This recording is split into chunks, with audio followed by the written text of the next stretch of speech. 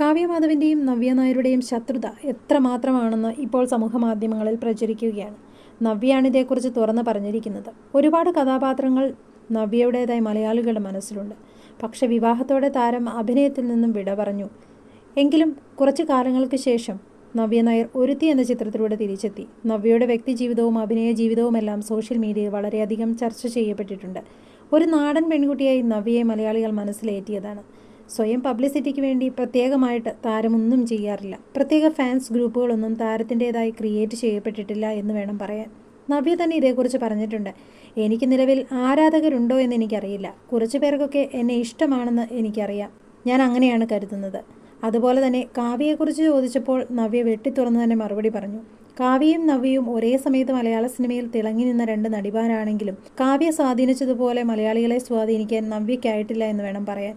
അതുകൊണ്ട് തന്നെ പലരും നവ്യയോട് ചോദിച്ചു, നിങ്ങൾ തമ്മിൽ ഫ്രണ്ട്ഷിപ്പ് ഒന്നും ഇല്ലേ എന്ന്. ഞങ്ങൾ തമ്മിൽ സൗഹൃദമില്ല എന്നാണ് നവ്യ ഇതേക്കുറിച്ച് പറഞ്ഞത്.